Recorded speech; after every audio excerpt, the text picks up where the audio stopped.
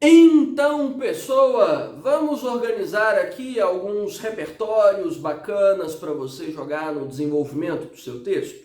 Eu sei que essas referências oscilam muito de um tema para o outro, obviamente depende também do tipo de tese que você quer defender, mas sempre há algumas matrizes de repertório que você pode usar para todos os temas. Aquelas já discutidas para o contexto da redação, por exemplo, servem para o desenvolvimento, e há mais algumas que a gente pode ajustar para praticamente tudo que você vai escrever, certo? Eu acredito que uma das primeiras, de que eu gosto muito, inclusive quando nós vamos discutir questões do Estado, negligência do Estado ou algo assim, que é uma tese fantástica para você colocar em basicamente todos os temas que você vai escrever, pode ser fundamentada com, vamos dizer, uma mudança drástica da perspectiva do Estado sobre as suas funções sociais. Ou seja, a perda do welfare state, ou do estado de prosperidade.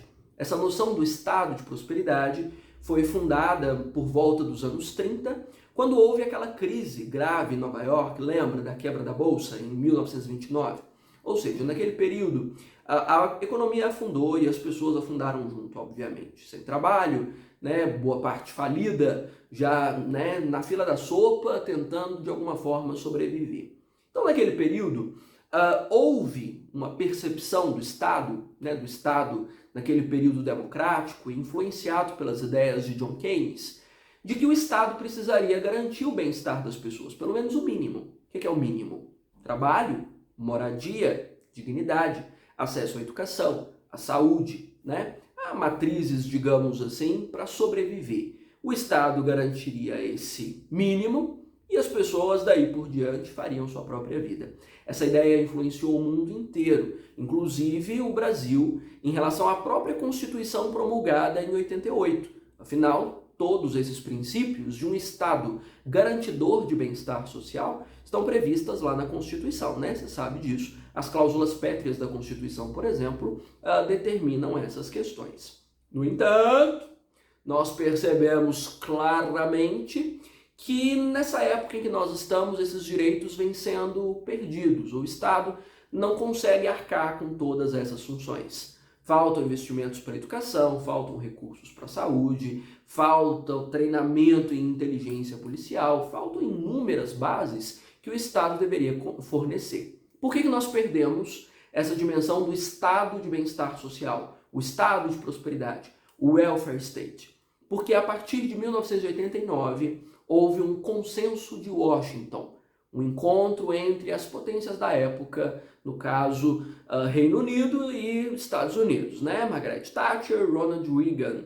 E aí, nesse momento, eles entenderam que o Estado não deveria participar tanto, já que as economias tinham se fortalecido e o mercado deveria atuar por si só, na base da competitividade, na base dessa busca por lucro meio selvagem, e as pessoas que se virassem nesse processo. O Estado deveria recuar. Então, o consenso de Washington é o começo do recuo. E nós estamos acompanhando isso até agora, pela dificuldade de conseguir exigir do Estado que nos garanta o mínimo para nós sobrevivermos, em termos de recurso, de facilidade para a garantia da nossa dignidade, do nosso bem-estar social. Você pode escolher qual dessas bases que eu falei você vai usar para fundamentar. Se você vai falar da perda da noção de bem-estar social construída lá em 1930 a partir da crise de 29, você vai falar sobre a perda do bem-estar social fundamentada por John Keynes no governo americano. Se você vai falar da perda do estado de bem-estar social a partir do consenso de Washington, você escolhe, certo? Mas nós, inevitavelmente, estamos perdendo isso, e isso está nas ruas, isso está no mercado, onde você não consegue comprar mais nada para abastecer sua casa, sua família.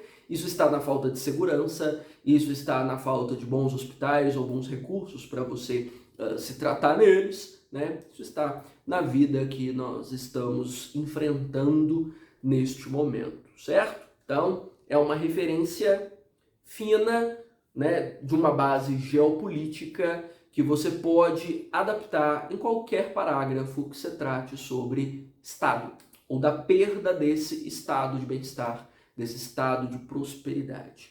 Compreendido? Dá para usar lá na introdução também, se quiser? Dá, mas você já tem muita coisa para introdução. esse pode ficar para o desenvolvimento. E aí você escolhe qual desses dentro dessa matriz toda você quer desenvolver, certo? Ainda nessa pegada social, nós estamos vivendo uma realidade, caso você não goste tanto dessa história do consenso de Washington, em que as pessoas não estão conseguindo necessariamente trabalhar para viver ou tendo renda suficiente para conseguir abastecer suas próprias necessidades.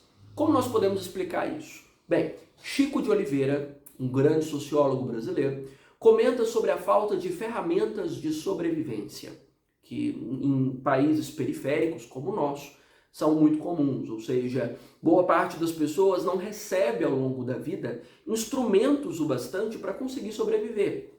Se você, por exemplo, nesse momento está assistindo essa aula, é porque provavelmente ao longo da sua vida você não recebeu ferramentas de sobrevivência o bastante. Você não recebeu formação suficiente para conseguir administrar a sua própria vida ou mesmo pagar suas contas. Você está tendo que buscar por fora. O Estado não te deu. Ou seja, faltam recursos para nós conseguirmos administrar a nossa vida com qualidade. Isso diz respeito à esfera do trabalho, isso diz respeito à esfera da educação, isso diz respeito à dimensão política e à nossa habilidade crítica de traduzir a realidade, de sermos protagonistas da nossa própria vida. A maioria de nós nesse momento é coadjuvante, nós assistimos a tragédia, mas não conseguimos alterá-la, não é? Da mesma forma que nós temos sérias dificuldades de lidar com nós mesmos, de lidar com a nossa saúde emocional, de lidar com a saúde do nosso corpo e de prover saúde, dignidade e bem-estar. Ou seja, nos faltam ferramentas de sobrevivência. Muitas delas que talvez deveriam ter sido aprendidas na escola, na faculdade, e nós não aprendemos. Então, você está aí lutando para pegar uma ferramenta dessa e passar num concurso, né? Pois então, faltou. Então, dá para fundamentar essas carências, tanto pela perda do welfare state, quanto pela falta das ferramentas de sobrevivência sobre as quais Chico de Oliveira comenta. Ambas ficam incríveis na sua redação, funcionam, que é uma maravilha, certo? Para além disso, caso você vá tratar de questões comportamentais, né, nós estamos lidando com sérias dificuldades de estabelecer limites para essa sociedade. E isso vai pesar muito para temas que esbarrem em segurança pública, que esbarrem em comportamento. Até onde nós podemos ir? Até que ponto um comportamento pode ser considerado normal e saudável e até que ponto ele é violento ou ele é prejudicial, danoso. Até que ponto, por exemplo, nós podemos atuar num circuito de equilíbrio ou até que ponto o nosso comportamento é de vício, de descontrole. A maioria de nós, na verdade, está completamente surtada. E por que nós perdemos a fronteira assim, né? Um dos argumentos bacanas para você sustentar isso é a perda do senso do dano por uma subversão do sentido de liberdade. Infelizmente, a partir do momento em que a democracia foi promulgada nesse país e foi estabelecida como regime político, nós entendemos que nós somos livres para fazer qualquer coisa, que existe liberdade de expressão, liberdade de ação, liberdade de escolha. E não é bem assim, né? Nós somos regidos pelo princípio do dano. Quem fala de princípio do dano é John Stuart Mill. Inclusive, Stuart Mill é talvez uma das maiores influências para o Código Penal brasileiro e para boa parte da tradução do que nós entendemos de liberdade. E até provavelmente sua mãe e sua avó sabem o que é princípio do dano, porque você já deve ter ouvido uma máxima de que o seu direito só vai até onde começa o direito do outro. Já ouviu falar disso? Essa é a exata tradução de princípio do dano, né? O direito de um é limitado pelo direito de outrem. E nós não temos mais a noção deste limite, né? Perdemos a dimensão do princípio do dano, desse princípio de limite das liberdades, e isso resvala em inúmeros dos problemas com os quais nós estamos vivendo, de comportamentos viciosos, de comportamentos violentos, de polarização, de perda da percepção de, vamos dizer, equilíbrio nas nossas relações sociais, na perda do bom senso mesmo para fazer boas escolhas ou para administrar a nossa própria vida. Então, foi, digamos assim, um efeito colateral ou uma falha de interpretação de texto da Constituição. Nós não interpretamos muito bem o que é liberdade. E a má interpretação disso, nossa, está rendendo muito problema na forma como nós estamos conduzindo os novos tempos. É uma referência irrevogável para você encaixar em praticamente tudo. Afinal, quase todos os temas com os quais nós trabalhamos têm a ver com isso, não é? E aí talvez você queira trabalhar para além dessa questão de uma subversão da liberdade, por que nós somos tão conformados com os problemas sociais com os quais nós estamos lidando? Como fundamentar conformismo? Porque nós somos meio acomodadinhos, né? A vida tá difícil, a maioria ganha pouco, mal dá para pagar as contas, e nós vamos tentando, espremendo, tentando sobreviver nos mesmos espaços, mesmo que o espaço da cidade em que nós estamos imersos não seja lá o espaço mais saudável, mesmo que a vida moderna e as escolhas que nós fazemos dentro dela não sejam lá as mais confortáveis, a gente permanece. E por que a gente permanece? Bom, nós permanecemos porque ainda resta uma esperança de sucesso. Resta uma esperança de lugar ao sol. E isso é o que Anthony Giddens chama de paradoxo de Giddens. Sim, sei que é gostar do próprio nome, né? Deu o nome dele mesmo para o conceito que ele discute. Paradoxo de Giddens. Ou seja, as pessoas acabam se conformando. A visão dele é de que, mesmo que a vida ofereça situações de crise, de caos, de ameaça, de que a nossa vida esteja sendo constantemente colocada em xeque, nós permanecemos pela promessa de prosperidade, pela promessa de sucesso. Justifica, né? Então a gente vai se conformando. E aí nós não agimos muito em relação às mudanças e deixamos as coisas como estão. Se você quiser ainda aproveitar Giddens para mais referências, eu acredito que a dimensão dele de imediatismo seja extraordinária para os seus textos. Eu acho extraordinário até para traduzir a nossa vida mesmo e a forma patética como nós fazemos escolhas.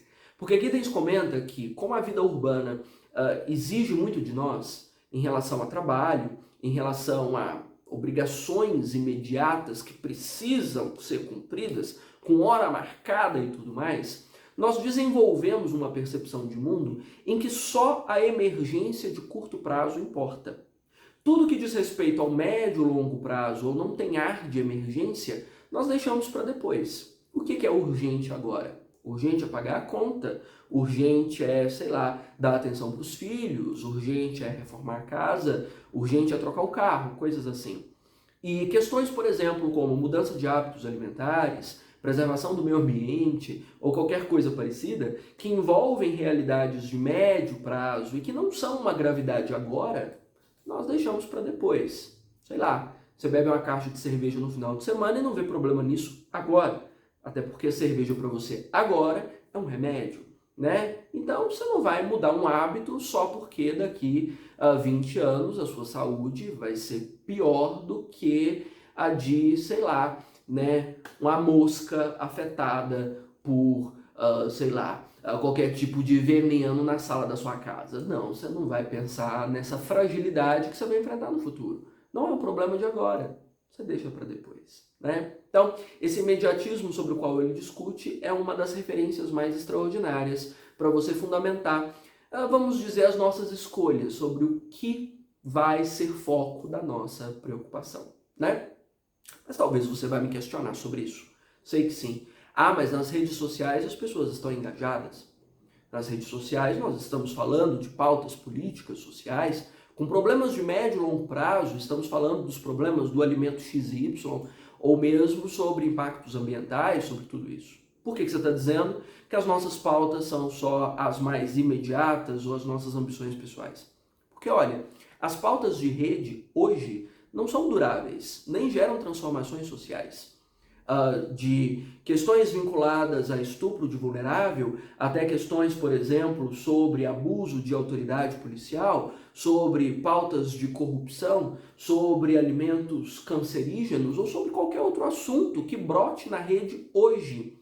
Dura o tempo de surgir uma nova polêmica. No momento em que a nova polêmica surge, a pauta anterior já se esfacelou, já virou fumaça, ninguém lembra mais. Nós vivemos uma efemeridade absurda dessas pautas e nenhuma pauta política realmente vinga para gerar uma transformação. E aí nós aproveitamos, olha só que maravilha, que é pensador versátil, né? E consegue nos oferecer referências para quase tudo. O próprio Anthony Giddens comenta sobre movimentos capilares, sabe? De superfície, nada dura. Nós não atingimos com profundidade nada, ficamos só na superfície dos problemas, na base mais rasa, que é o post. É ali o comentário revoltado, indignado no post. Que absurdo, isso é de outro mundo, isso não poderia estar acontecendo, isso tem que mudar. E parou aí. E durou talvez uma semana ou duas. Não há um movimento progressivo, contínuo de transformação.